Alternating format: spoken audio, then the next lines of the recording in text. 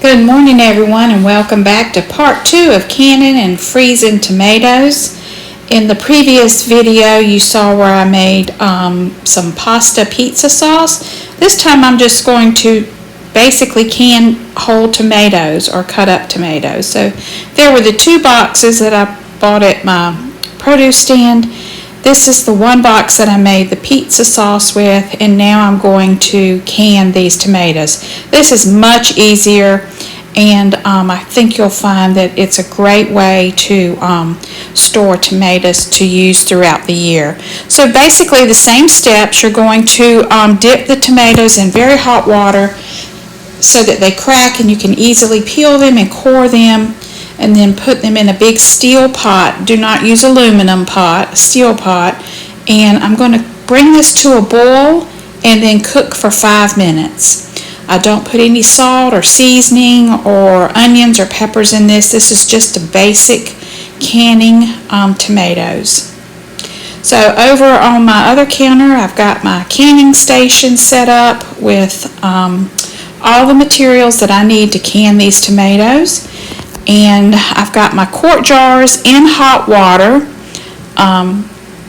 We're going to water bath can these. You don't have to worry about pressure canning.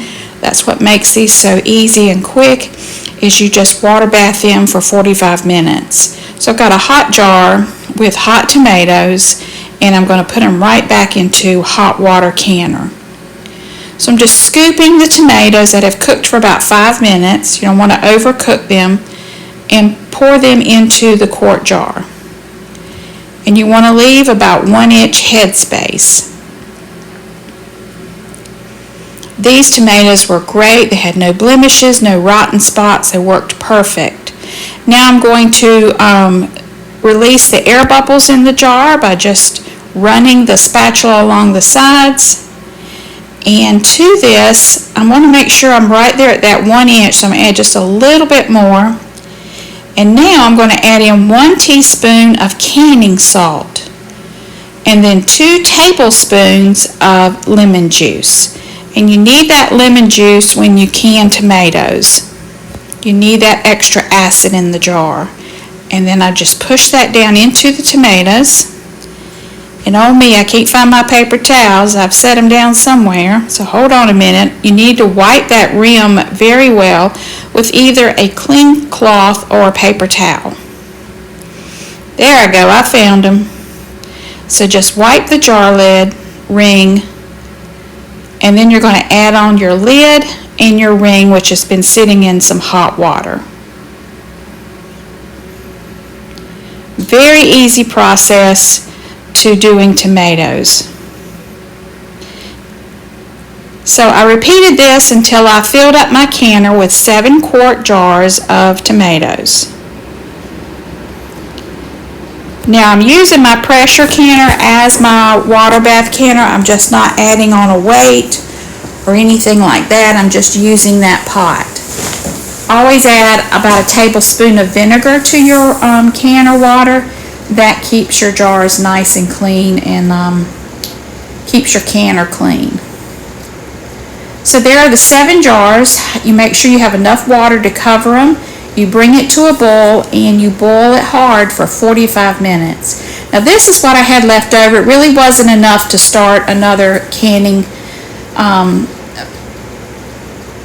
to start canning again. So I'm just going to freeze these, and you don't even have to can. If you wanted to just put these in your freezer, this is the same process you use.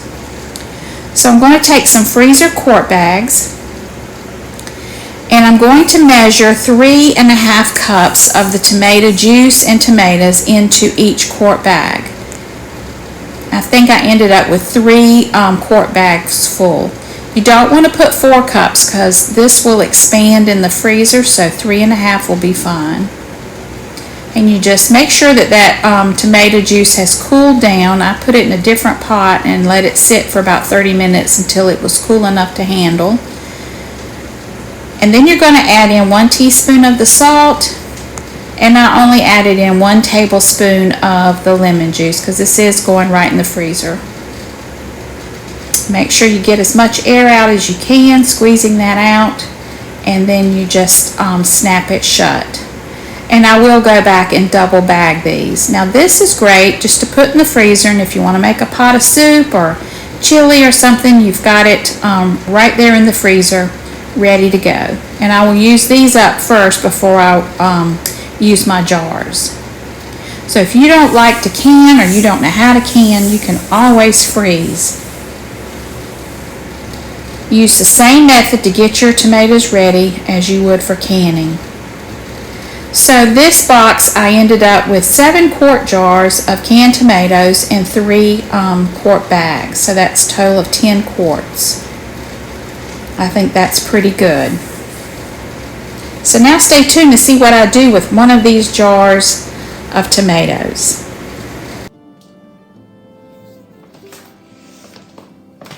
Okay, now I'm going to show you what you can make with the canned tomatoes. We're going to make a big pot of chili for dinner tonight. So I'll use a jar of my canned tomatoes. I like to do a little bit ebony and ivory chili, so I've got a can of black beans and a can of white beans, a can of tomato soup, and I like to put this in my chili because it does add some sweetness to the chili. About 1/4 cup of McCormick chili seasoning mix and a pound of hamburger. So it's a real easy recipe, and I always love using my canned tomatoes in my chili. So let me brown up this hamburger, and I'll show you how easy it is to throw this all into one pot for a delicious supper. Okay, I've got 1 pound of hamburger that I have browned, and I'm going to add in 1 jar of my canned tomatoes, and you always want to make sure you hear that seal. Yep, so they did seal nicely. I'm going to pour that in. Then I'm going to add in 1 can of tomato soup. No need to add a can of water, just the soup. Then 1 can of drained and rinsed black beans. 1 can of Pinelli white beans.